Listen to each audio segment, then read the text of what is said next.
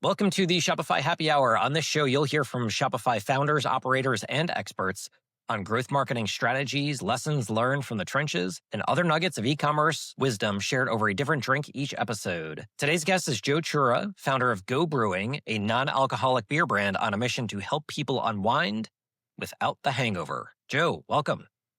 Thanks for having me. Thanks for being here. I'm excited to get this stuff going. So first thing we need to do is have a proper cheers, but let's talk about what we're drinking. So I've got the Profits Hazy IPA by Go Brewing. What are you doing? You said you've got the Kolsch, is that right? I have our Bad Tiger Kolsch. So the interesting thing is you have one of our first beers and I have one of our newest beers. Actually, our newest beer right here. So Nice, good stuff. pretty So cool. have you typically been a Kolsch guy? No, it's our first time making a Kolsch. I have not been a Kolsch guy. Just we have a beer club and we always look for creative styles that are either we haven't made yet or something in the category that seems interesting to us. And also look at the seasons. And, I definitely didn't want to make a stout in the middle of the summer in this warm spell that we're in. A Kolsch seemed appropriate. And I wanted to make it fun. So called a Bad Tiger. And that's what I'm drinking. And you have our Profits, which is the first beer we made in our garage. Actually, not the first, but the second beer we made in my garage in 2022 before we opened. Awesome, fantastic. Well, cheers to you. Thanks for being here. Cheers. Cheers and beers. Solid. So I got to say that, I often try to reserve tasting the product for the podcast, but I've been cracking several of these over the past few weeks and love it. All the beers that I've tried have been super solid. So I've tried multiple IPAs because you've got the Profits Hazy IPA. There's another IPA and then there's a double IPA. And then also the Pilsner. Yeah, all of those have been really nice. And what I love about NA beers that taste really good is that, if I'm going out with friends on the weekend and I'm, visiting different breweries, it's really nice to be able to swap in like a non-alcoholic every now and again because it just makes the next day so much better. Or during the week, if I come home and I want to taste a beer but don't want to feel bad the next day, cracking one of these guys is just so lovely. So they have a word for that now. It's called zebra striping. I learned that this year. I didn't know there was such a thing, but it's when you mix NA with alcohol. And actually, we see it real time in our tap room because we've always had alcohol. We served alcohol, but we never made really alcoholic beer. But certainly we have it there, and we often see that. So it's really goes in line with 80% of our audience that wants to still drink and they just want to cut back. That's great. Yeah, there's definitely been a trend towards low ABV beers. I typically just don't love them. I'd rather drink a stronger beer and then have my next beer be an NA, like just 0% or 0.5%. So I can enjoy the taste flavor profile of a stronger beer, but then mix it with something that's super light, still tastes really good, and then still feel good the next day. So that's really nice. One thing I do want to talk about is the can art. So I'm a can art and packaging nerd. And you've got some really cool stuff on here. So outside of describing what hops you're using in the beer, which I definitely appreciate, I'll read this side of the can. So we've got some motivation here for everybody listening. Get up and try again. The only way out is through. This hazy IPA is a nod to the brightness that follows a storm. It's not about waiting for the clouds to clear. It's about pushing through despite not having clarity. And that's when the finish line will emerge. I love it. And that was written without ChatGPT. You believe that? I didn't even know that was a possibility these days, to have some content that wasn't ChatGPT. Yeah. Well, that was created and really hasn't changed much in the very end of 2022. And all our beers have stories. All our beers in retail, we certainly have beers that don't have stories and don't have the depth. But all the beers that we had early on, and then you'll see in the stores, you'll see a QR code, and you could read the story about who inspired that beer, why it was created. And that one happened to be Rich Roll, who's a very well-known podcaster, author, and an ultra-endurance person. And he was actually out here in the Naperville area when I had the idea of Go Brewing back in the day. So when we created our first beer, I wanted to kind of create an ode to him and his story about how he really did some incredible things when he was overweight, out of shape, out in the dumps, and in his 40s transformed his life. And coincidentally, that's our target audience. So anything I can write to relate and inspire someone, I definitely try to do that. Fantastic. Well, I love the positive vibes that you're bringing, not just through the NA beer, but also the messaging on the can. So, okay, so let's flash back to those days, early stage of Go Brewing and even before. Where did the idea come from and why did you start it? My background's in software and tech. So I built a marketing company and then a software company and grew them to 450 employees, ended up selling them. I hate using employees as the barometer for success because it certainly is not, but it just is the scale of which, in 2013 we had three. And then by 2018, when I sold them, I had 450 and we were growing really quickly. And when I sold both businesses, I thought, I was at the top of the mountain. I felt great, but I looked at myself and I was very unhealthy. I didn't take care of myself. I put my health last. I was drinking way too much. Just kind of had more time and money than I ever had in my life. Looked around and my father was really suffering from alcoholism, ended up dying in 2006 from from alcohol and drugs. And my brother was also suffering at that time. In kind of looking around me and knowing my family history, I know, I didn't have really good genes like many of us have. People in our family that have alcohol issues. I certainly wasn't a unique person, but knew I needed to do something and kind of let it ride for a couple of years. And then in 2020, the height of COVID, where we had the most excuses to just get crazy, my wife and I are like, let's do this challenge called 75 Hard, just 75 days of a bunch of rules. But the hardest one for me was to abstain from alcohol. And I had never done that in my life for more than a few days. And after 15 days, 20 days of abstaining from alcohol is extremely tough. I don't want to make this sound like it was easy, but I was, for the first time in my life, I was outside from this cloud that had been hovering over me that I didn't know was there. And I started to feel really good. And I was just like, this is incredible. I almost felt like I had superpowers. I say that like tongue in cheek a bit, but I really did. But I still had these crazy cravings for alcohol that I've developed over decades. The first time I had a non-alcoholic beer, I was like, wow, this really helped me kind of get through. It helped me get through that evening. And the next day I woke up and I was like, I'm not hungover. Like, this feels pretty good. And I did that again a few times. And I was like, wow, there's something here. So that kind of how the idea started of like, there's something here and I don't think I'm alone. And then a year or so later, I created this event called Go. And that's the one I was just talking about where Rich Roll came out for it. And we did a 5K and we did all this stuff. And at the end of the event, I didn't want to hand out alcohol. So I handed out non-alcoholic beer. So then that was another kind of proof point of like, okay, well, something is leading me toward this idea. And the third thing that happened was I subleased our marketing and software office. I had 30,000 square feet. So post-COVID, most of my team worked remote anyway. I definitely didn't need that space. Well, long story short, a cidery ended up uh, taking over that space. They subleased it from us.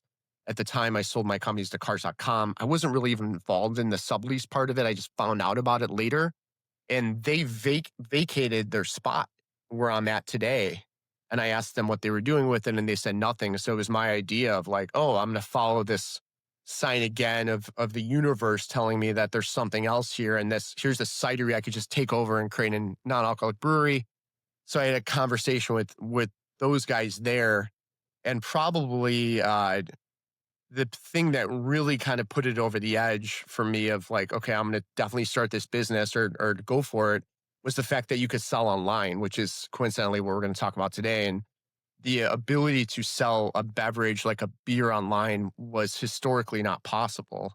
Yet it was starting to happen because with NA beer, because it's under 0.5%, it's not regulated in most states. So I was like, oh, I don't know anything about beer except how to drink it. I don't know anything about retail, like how to get into stores, but I do know how to sell online, and I'm pretty innovative when it comes to that. And I love the whole. I was an SEO nerd. I just love that whole world. And as soon as I started dabbling around, man, I was just like, I'm in love with this idea. And I still had the problem of like not knowing how to make beer at all. I never brewed in my life. And at the time, this sounds so dumb to say, but I didn't even know like co-packing was an option. Like I didn't even, it wasn't even on my consideration set of let's evaluate this. I was more of like what I call our brand Go. I was more of like that guy. Like, oh, all right, let's just get to the first step. First step, obviously, we got to create our own product and we got to do it in our garage. Well, I got to hire someone that knows how to do it better than me. So I hired a brewer, just put out a job before I even had the company because I'm like, I'm not going to create a company without someone that knows how to make beer. Otherwise, I'd be sitting around reading books for 5 years. I ended up finding a guy, brought him to the garage. My wife's Tesla went out and the electrical panel for this makeshift brewery we created went in, and we spent the better part of 2022, the early part of that, creating recipe after recipe, making NA beer. And that's kind of how the whole thing started. Amazing story. So a couple things with that. Brewing beer is not necessarily a quick endeavor. So what did the testing process look like? Because it's different if you're going to make a new chocolate bar, right? And you want to taste a whole bunch of different flavor profiles. You can get that stuff going pretty quickly, and every day you can kick off a new batch. Beer takes a while. Mhm. What did that process look like from getting your first batch brewing and then tasting and then saying, okay, cool, we want to make these changes? Like how long did that process take, and what did that tasting process look like?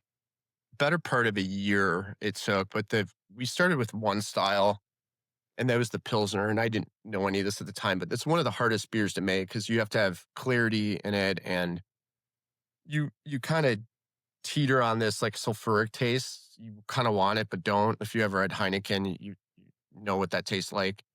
But then it needs to have these characteristics that are really, really difficult to achieve, as opposed to a hazy IPA, which is one of the most popular beers and one of the most easy to make because you could be super cloudy and you don't have to worry about that. Our brewer, to his credit, he was like, let's start with this because everything after this will be easier. Not easy, but easier. And the goal is when we launch, we want to have 5 SKUs on the website because I knew just selling one it wasn't going to do much with my average order value and shipping and all that. So like we need to launch with 5, but let's start with the Pilsner. So really it became iterating one recipe after another on that alone. And then a few months into it, he's like, we really need a lab person when we start, like a lab technician. And here's me like marketing mind thinking like, oh no, we need a podcast studio and we need like this and that, right? And we ended up not ever getting any of those and really just focusing on creating a lab and getting a lab technician early on. And we had a lab tech come in from a bigger brewery in actually a bigger national brewery came in. He's reporting in my garage, so I'm building this team.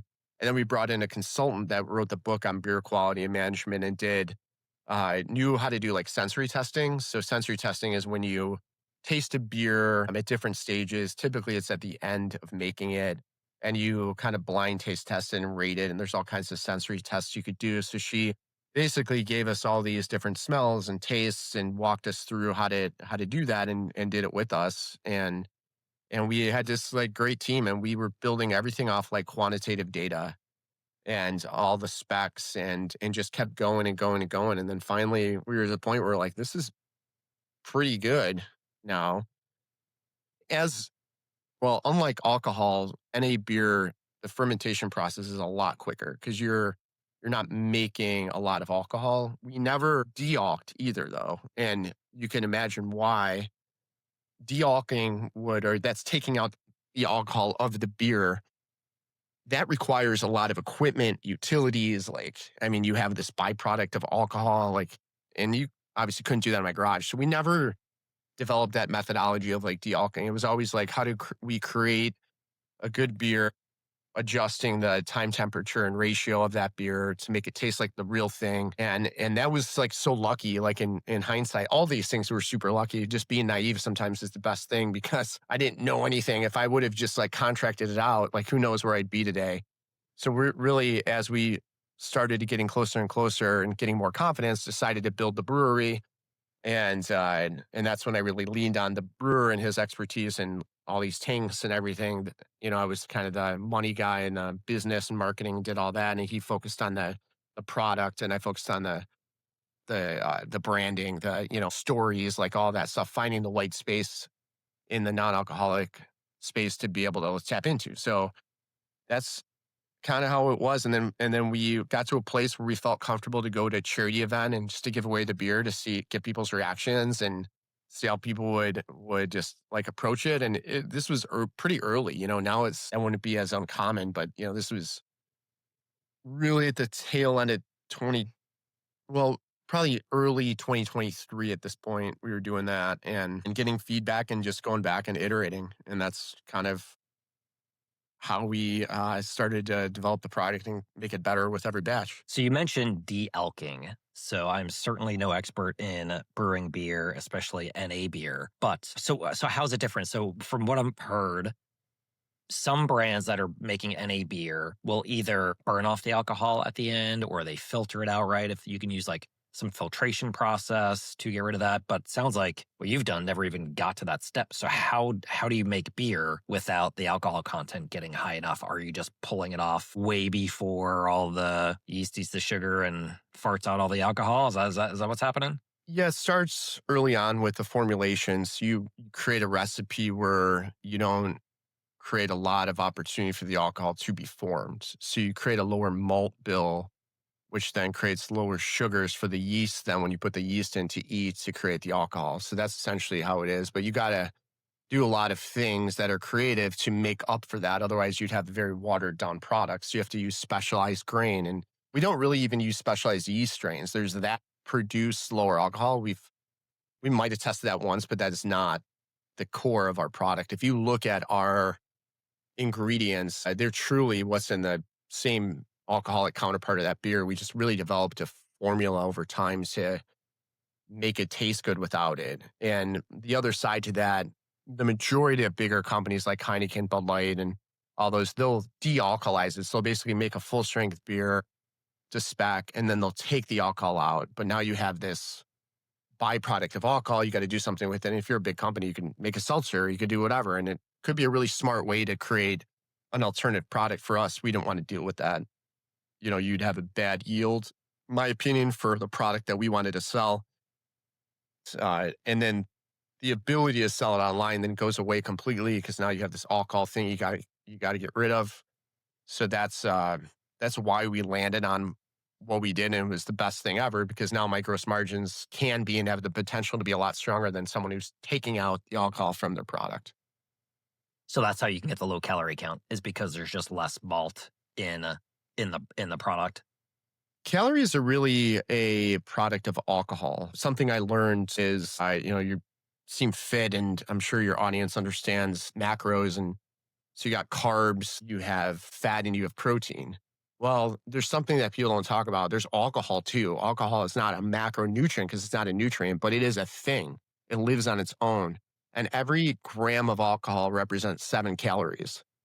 So the funny thing is when people are like, how many carbs are in your beer? And they're comparing this to like Michelob Ultra. I'm like, that's the kind of the wrong question. It's like, how many calories from alcohol are in Michelob Ultra that are way worse for you than carbohydrates from the malt and beer, because they're actually a good like recovery part of it. It's the alcohol that is the completely wasted calories that are a direct correlation to the ABV in a beer. So like if you have a beer that's 8% or 9%, you're going to have a lot more calorie content. It's highly caloric versus something that's 0.5% or something that's, 2%. So that was like a really good byproduct of creating this product, is that alcohol or the calorie count is about a third of what a normal beer would be.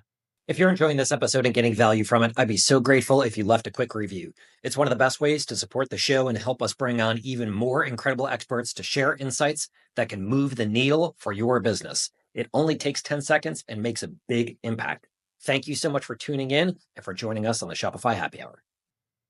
Yeah, it's a very nice side benefit of if I'm reaching for an NA beer and want to not feel bad the next day, but also not feel bad because I drank empty calories or ate too much. Like, it's a super nice benefit. So fantastic. Thanks for walking through that process where you move into the old cidery, take it over, start brewing your own NA beer. You've got your brewer, you've got your lab tech, you are going through this testing process. You decide to basically, because you weren't sure exactly the right way to go, which sounds like the perfect way to go about it, is you brew beer that was not alcoholic from the start. So you didn't have to worry about adding processes and dealing with some other byproduct down the road. So you've got your set of beers. People are liking the taste. You're happy with everything. You've got the facility where you can start brewing. How do you then start selling product? What did you then do to go to market? What did that plan look like? It was 100% online. The day we opened is the day we launched our Shopify store, our subscription in the Shopify store, and our tap room. So those were like the three channels that we launched with literally the same day. And that was, I say 23, but it was really October 15th of 22. Because I would like, it was like testing for a couple months, to figure things out. So we created our own fulfillment center here, got in a few orders. We would pack them ourselves and would start shipping them out. And I did a lot of things before opening that Shopify store to try to get leads or emails to collect to be able to like talk to someone by the time we opened. And I did that through Facebook lead ads at the time, just so I could tap into an audience and start nurturing an audience, get them excited about this thing that was opening. We also did some PR. I think it was important to do PR early for two reasons. One, to get our name out there locally. And then secondly, to use for social proof through online advertising and our website as seen on immediately. So it was cool because we were one of one. It's funny because when we started, I was like, we're the only one in Illinois that's a non-alcoholic brewery. And then I was like, we're the only one in the region that's a non-alcoholic brewery. And then when I really looked into it a year later, I was like, is there anyone in the nation that actually has a non-alcoholic brewery? I know like Athletic brews their own beer, but most people co-pack, and they certainly don't have their own brewery that they have the tap rooms. We were on like this island, so it was kind of cool from a PR standpoint because we were able to like tap into that and be blessed with being on the news all the time and talking about things and people looking at us like we were crazy. And that was kind of how we started. So you're collecting emails from Facebook lead gen ads. You've got the local brewery. You're doing some PR. You start selling. What do you then do? What's your next step to start growing? Let's talk online sales specifically. How did you then ramp up from that early period where you were generating emails and getting those early customers? What did you then do to start scaling up? I have a great story regarding this because it was like very fortuitous timing. But I will say before I even started that, I'm a big believer in you have to have your foundation solid first. And what I mean by that is all your email flows need to be dialed in. So I spent a long time doing that before we even launched. That's your welcome flows, your post-purchase flows, your abandoned cart, all of that stuff should be ready. If it's not, I would highly recommend not spending money on advertising. Why? Because you're going to send people to your website. They're going to opt in for maybe an offer, a lead magnet, and you're going to have no way to contact them again. So you're just wasting money. So everything was super solid, including our subscription business. And that was another big thing that I'm so happy we did day one, because that just grows very slowly over time. But today we have thousands of members now. So I would say that like, don't do anything until you have a good UX. It's very clean. You have your analytics set up properly the way you want it. And you have your templates, your flows, your lead magnet, and you've tested this with multiple people that aren't going to just say, hey, Joe, it looks great. You want negative, constructive feedback to get better. So that's one. So once we had that, then I started doing some lead generation ads through Facebook, continued that, found that those leads weren't very good. So pivoted to sales campaigns from there, found some alcoholic Facebook groups that had just happened to start to find our product and started to nurture relationships there. Like meaning I would just like respond personally to posts. I would talk about us.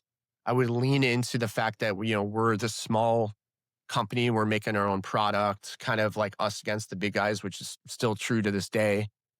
And then I knew the Super Bowl was coming up and Heineken Zero was doing their first Super Bowl ad ever. So I was like, interesting. I came from automotive and spent 25 years there. And I built everything from working on the semi line to working at Ford motor company when the internet was just starting to take off to building a marketing company and then a software company. It was insanely competitive, and these dealers would just go at each other like crazy. So any competitive advantage that you can show them, they were all in for. And a lot of that included bidding on each other's names, doing all this stuff that I think since like the OEM compliance, like said, all right, guys, that's enough of that. Stop wasting your money going after one another.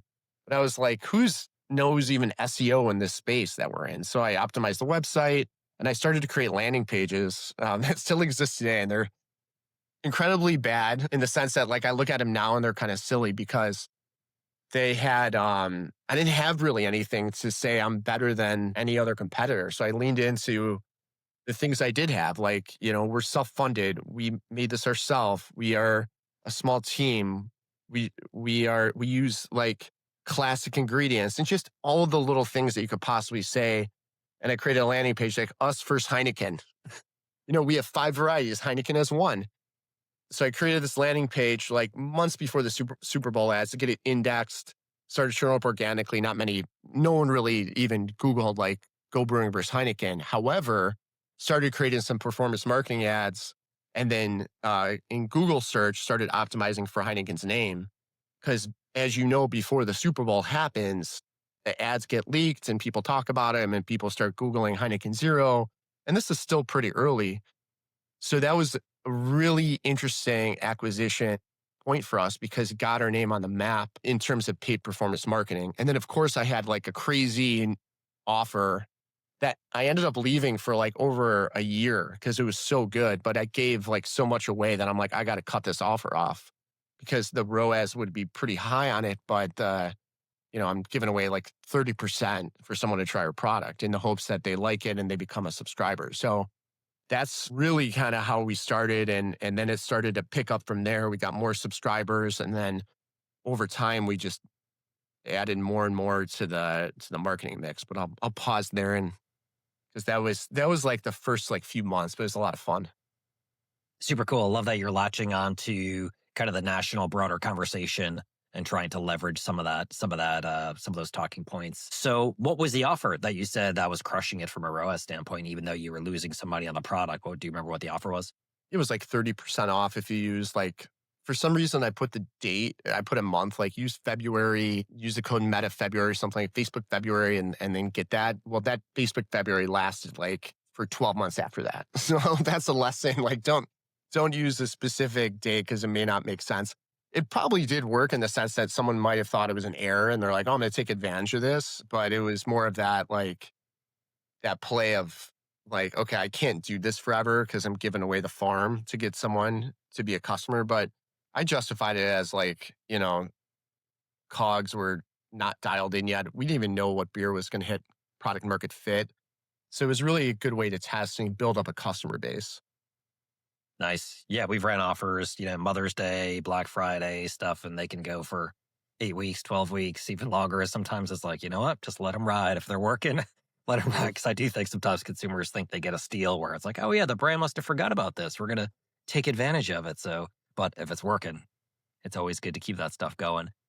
Well, talk to me about the subscription that you're doing, because that's super interesting, especially for a beer brand, alcoholic or not. Talk about the subscription program that you have. Wanted to think about something different versus like a subscribe and save. So I was thinking of like, how do we create a club and a community that people get perks, but they also have this ability to get unique products that the general public can't get. So really build value into this thing. Because a subscribe and save is cool, but it's not very special. Like you're like, yeah, I'm getting a good deal. And there's that in ours, but I wanted it to be more than that. So from day one, it was like this club and you had access to these beers. They were at a slight discount, nothing crazy. And over time that changed and morphed and it turned into this year. What I did is I said, we're going to make a unique beer every month that we'll probably never make again. And we're going to make it just for this beer club. And the reason why I did that, Dan, is because I was looking at our zero party data. So anyone that's listening to this, huge opportunity you have in Shopify versus Amazon or other websites is to collect data, not just shopping data or your customers' information, but survey data. So I used an app called Fairing. There's a ton of them out there. Nothing crazy special about that one. But after someone purchased, I would have a question that would pop up and I would change it after I got sometimes a couple thousand responses. And I was also very lucky because the people that were trying our product, they were really like thankful. Most were really thankful. They wanted to be a part of something. It's an emerging category. So it's just a really good time. So I'd have like a 50, 60% response rate on these surveys. So I would ask questions like, initially it started off with like, how'd you hear about us? But I'm like, if you're good at digital marketing, you can look at analytics data. It's kind of a wasted question, even though it's still important. Once you get 300 results on something, it's significant enough to know, okay, I get it. What I started asking is about our packaging. And I started asking about, what drives you to choose this product? And by a landslide, everyone said variety. They want variety. They want different flavors. They want interesting stuff. So in thinking about the beer club, I was like, okay, why don't we lean into that and create a beer that is unique every month? And I also looked at our competitors. And the reality is they can't do that, most of them, because they don't make their own product. When you co-manufacture, you have MOQs, minimum order quantities. You have a lot of things you have to plan for. Like literally, you and I could come up with an idea today. I could have the beer in 30 days from now, like live on our website, right? That's not possible with co-packing. So I was like, okay, I'm going to lean into that and exploit the fact that we make our own beer in a positive way. And then also try a bunch of styles, see what really hits to try and get product market fit with another style.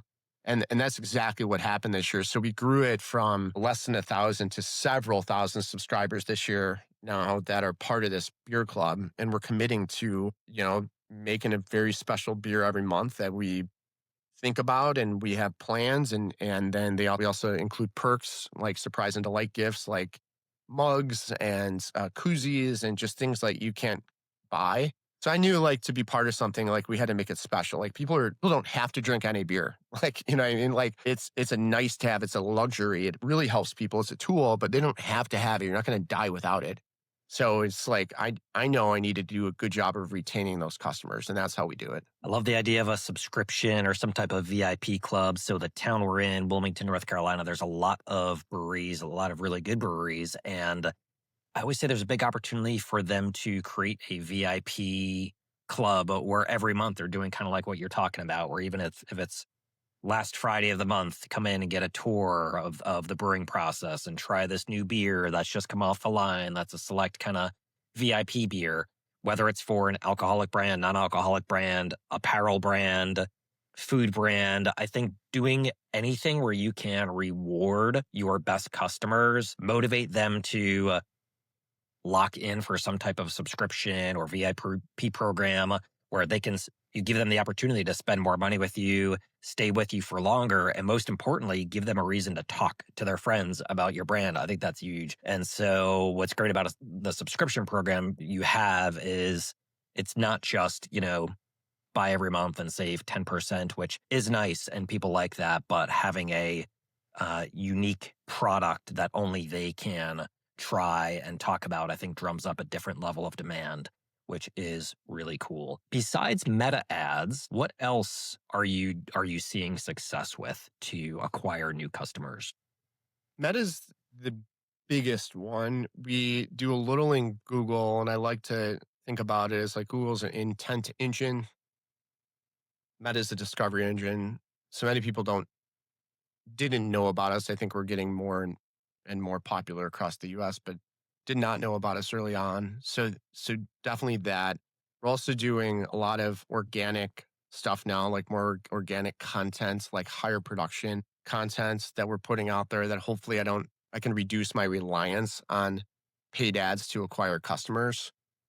And then we also have a big business when it comes to distribution. And we use the data that we've collected from these customers and all the questions we have to then go to retailers and distributors to say, here's why you should carry our product in Wilmington, North Carolina, which we just launched in North Carolina recently. But if we didn't start with this direct to consumer audience and we didn't have that data early, one, I don't think we would have found these gems we did in the sense of the products that we were able to create from that data. And secondly, have a customer base that we can now talk to when we do open a new market and say, hey, you know what? I love the fact that you bought online, but go to Whole Foods today or go to Kroger or go to Total Wine and please buy from there. It's actually a better deal. But the online opportunities still exist because you have this beer club that just will never be in retail at that velocity. Like retailers aren't going to take 12 different new products a year. It's very scheduled. So that's the way we approach it. And acquiring customers a lot are from word of mouth now. But 50% of our direct to consumer business is now a subscription, which to me was huge because I don't have those acquisition costs building up over time. But I was also a believer in like, yeah, I didn't want to go shallow in a bunch of things. I wanted to go really deep. So that's why Meta was the place for us. We'll probably do some dabbling in some TikTok shop stuff because we can sell it now. And then we're also on Amazon. So Amazon has pros and cons to it. Amazon launched probably mid-year in 2023 for us. And we started growing really quickly on Amazon. We became arguably the number one NA player, even beating out the top player in the space. But then Amazon just changed the rules overnight and they said, your product isn't allowed anymore and you got to get it out of our warehouse and we're going to destroy it. And we're like, what? And I knew people at Amazon. I called them and it was just impossible to get any answers. And it was some policy they created. So I'm like, all right, well, I'm not going to put things in FBA anymore. It would be like ridiculous to do that. So we went away from that for a while. They still allowed FBM. So FBM is fulfilled by merchant, essentially. Like we fulfill it just like we do our website. Advantage is Amazon has a built-in audience. Obviously, it's the biggest marketplace in the world. To me, it was just as much about getting that product in their fridge as branding, getting the awareness out there. Then, long story short, about 6 months ago, we see this ad for a competitor, this huge like Amazon takeover for an NA beer out there, a celebrity backed one. And we're like, what is this? Like, how are they allowed to do this? Well, somewhere in between, the policy got shifted or reversed. Oh, FBA got opened back up. So now we're big in FBA again. And that's one of our channels. But the downside to FBA is you don't get customer data, you don't get information. You do build your brand, you do get subscribers, but you don't really have a relationship with these folks. So you try to create one, but you kind of don't know who they are. You're not really allowed to talk to them. It's kind of weird. So like if your business is FBA, there's positives to it, but there's negatives to it as well.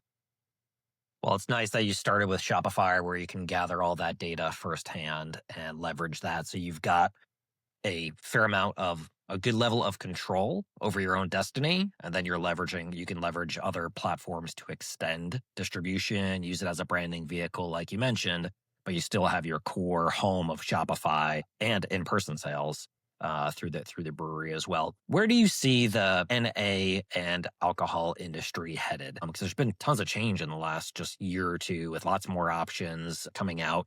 Where do you see things headed, and where do you see demand going? I see a place where the velocity of like non-alcoholic beer is flattening a little bit. THC beverages are starting to emerge, I think, in a big way, and that category is going to 10x. I do think NA beer and NA in general has a lot of room to grow, but I'm not as bullish as like some of my counterparts thinking it's going to be 20, 30% of the market. I just don't think it's going to be there. People want to still have an an occasion where they can have an alcoholic beverage, or in this case, a THC beverage. They want something that's going to give them an effect after a long week. I do see a world where there's a lot more moderation. Like you were talking about, there's a lot of people that are now being educated by folks like Andrew Huberman and these health and wellness folks that didn't exist like 10 years ago that are straight up just talking about alcohol and the truth of it. I think the consensus is like you can have alcohol, but you got to chill out now. Like you can't be drinking like we used to when we were kids, especially now with the kind of products that are out there. And you're looking at 8%, 10% beers and hazy IPAs are still the rage, and all these things that you just can't do it anymore. So the world will still grow. I see THC beverages is emerging very, very quickly because they provide two things. I think arguably a healthier alternative to many alcoholic beverages and still like this effect that you can get like a real effect. So there's just it's new, just like anything. It's new. So there's a lot of experimentation. There's a lot of folks doing that. So that's why we created another brand under Go Brewing Inc., which is like going to be really Go Beverage company, because we have this hydration water, we have Go Brewing, and now we have Easy Man, which is a kind of the first of its kind THC microdosed beverage that drinks like a beer. So that's a really fun brand. So I'm doing a lot of cross marketing with the Go audience into that. And the nice thing about that brand is all gluten free. So that was another interesting niche that we figured out early, is because we just listen to customers. We're not geniuses. And a lot of them would ask about a gluten free beer. So we created a gluten free beer, and it took off. And that represents the highest lifetime value of any of our products, because people really can't get them elsewhere. And it turns out that through iterating on that product, we were able to derive a hemp-derived beer as well, and called it Easy Man. It's its own thing, and it's really fun. So I see that emerging. I see, to your point, low alcohol becoming more popular, but to what you said, like, it needs to get, I think, better. And at that point, you're like, okay, do I want 5 low alcohol beers, or do I just want like 2 NAs and 2 alcoholic beers? You know what I mean? And but I think the reality is, it's like, and I don't know if I coined this term, but I wrote an article in Rolling Stone called hybrid drinking. It's like a hybrid athlete. You could lift weights, you could do all these things, and that's what I like. Like, I like to know I can have an alcoholic beverage, and I like to know I can have an NA. I like to know I could have a THC beer, and each one of those represents a different moment for me and how I want to feel. I love that term. I've not heard that before.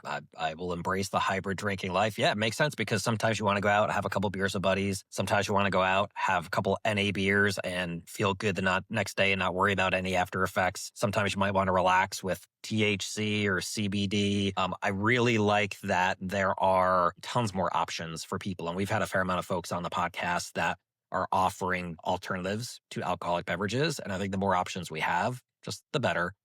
Tons of people are, I've got the Whoop band, tons of people are tracking their biometrics, and it's good to see the impact of what we're doing to our bodies. And yeah, it's pretty clear when people drink alcohol, like what happens the next day. Hmm. So from an HRV standpoint, recovery standpoint, so the more options, the better. Yeah, love that. Love that you're creating all these options for consumers. Okay, so let's move on to the speed round. Each answer about 30 seconds or less, whatever comes first to your mind. So what is one of your most recommended books? I would say it's from a business standpoint, it's the Brand Story books by Donald Miller. That is a very good book if you want to get started, for your audience to grab, in terms of understanding how you should lay things out, email flows, how to talk to customers, make things very simple with your USP. So that's my one I recommend, probably more than anything, because I get a lot of folks that reach out to me for advice. Fantastic book, packed with tons of advice. That's very approachable. So love that book. What is an under the radar product or brand you've used and like, but most people don't know about? That is a good question. Honestly, I'm gonna embarrass myself by saying this. I started to get a ton of like gray hair on my what is like a, not even really a beard, but like, as it grows out a little bit, I like the look of something on my face. That I found this product on Amazon that will darken the grays a bit. And I forgot the name of it, actually. It's not like Naked, but something like that. And it's so good. Like, I was shocked. I thought, I have like a kind of reddish hair, and then like everything I read was like it'll turn orange, and it just works. And it just, like, literally, I put in Chat GPT. This is going to be even nerdier. And I said, how old am I here? And I had like gray, and I was just like, and it's like, you look like you're 49. I'm like, damn it, I'm like 47. And then I did that, and I literally did, okay, now how old do I look in this picture? And I like dropped it by like 6 years. So it was like, and this stemmed from, like, I was out with a bunch of younger guys once, and these girls around us, they were guessing everyone's age, and they just like aged me out so bad. And I was like, what is it? And my wife's laughing at me, and I'm just analyzing myself in the mirror, and I'm like, it's freaking gray hairs I have everywhere now. That's funny. So I've got some buddies who are doing the just for men with the turning their actual hair into black. So yeah, that's the age we're it's at. it's kind of like that, but it's like, what's nice about it is you don't mix anything. It's just like this thing you put on this brush, you comb it on 15 minutes, you wipe it off. and that's it. Like it's super easy. And again, even if you have like stubble, it works. Super embarrassing, but it's the reality of it. I love it. Getting old. Transparency. Being honest is perfect. Fantastic. What is one thing in life you do better than most people just naturally, and how do you do it? think I have I think I like have street smarts and this pragmatic sense. I didn't have anything handed to me. I grew up and found out I was going to be a dad, started working in the Chicago assembly line, building cars, reading books in between, and just happened to find enough space to be able to finish college and take the next step. So I'm good at like figuring problems out and how to make the best use of time when someone might not think they have time. So 15 seconds to me is time. If I'm commuting home, I'm learning, I'm reading, I'm listening to your podcast, I'm listening to something. If I'm running, doing the same thing. So I think that, and I will outwork anyone because I love what I do and I don't consider it work. So finding that space that can otherwise be a little bit unhealthy to the normal person of like if you work too much, but like I truly would rather do what I do in the corner than sit there and watch TV or sports on a Sunday. Fantastic. Tell me about one of your favorite shopping experiences, online or offline. That is a good question. Online, trying to think of a time recently when I was like surprised and delighted by shopping online. Nothing jumps out at me of like a moment, I have to say. I think when you are in person, I like to have a relationship. So I go to a running store in town here, the name of a running company, and they kind of know you. They know that there's a personal connection of like the races you're doing or how to go. They send you a card every time you buy something from them, just a little postcard, a follow up. When they have an event, they'll invite us to it to participate. And I just think it's like a really smart way to build a community. So I would say that's been special. But yeah, that's such a good way for retail stores to compete with all the online stores is to build community, build relationships. Sounds like that one is doing a great job with it. Who is a brand founder we should have on a future episode? Hmm. Uh, Gentleman from Jolie is really smart. I don't know if you've talked to him yet. He's one of he's one of these guys that created something that you would think wouldn't be a recurring subscription business and turned it into a massive one. They basically created this filtered shower head. His name's Ryan. He monetized it in the sense of like he's selling this filter for the shower head on a recurring basis. I don't know if it's monthly or quarterly, but you get this filter shipped to your house, and he has 1,000 plus subscribers, maybe even more than that now for this thing where you otherwise wouldn't think that's a recurring revenue model business. So, and that's really important for founders to, I think, to look at is like just because you have a product, like think about it, how you can get that recurring revenue in the door, and it's not just one time thing, and you're having to work on these acquisition costs constantly. If you don't have the repeat customer coming in, it's tough to just be an e-com business unless you're a service business, and that's a whole nother thing. But like if you're e-com, you got to think through that. And I think they did a remarkable job at thinking that, and they're super lean. I think he has 8 employees and $60 million of revenue plus, if not more than that, and might be shortchanging them. So really good business. Fantastic. Great recommendation. Joe, thank you so much for bringing Go Brewing to market as a way to help people grab a drink with friends without waking up and feeling like crap the next day, for sharing your expertise and insights with our audience, and for joining us on the Shopify Happy Hour. Thank you, Dan. If you're enjoying this episode and getting value from it, I'd be so grateful if you left a quick review. It's one of the best ways to support the show and help us bring on even more incredible experts to share insights that can move the needle for your business. It only takes 10 seconds and makes a big impact. Thank you so much for tuning in and for joining us on the Shopify Happy Hour.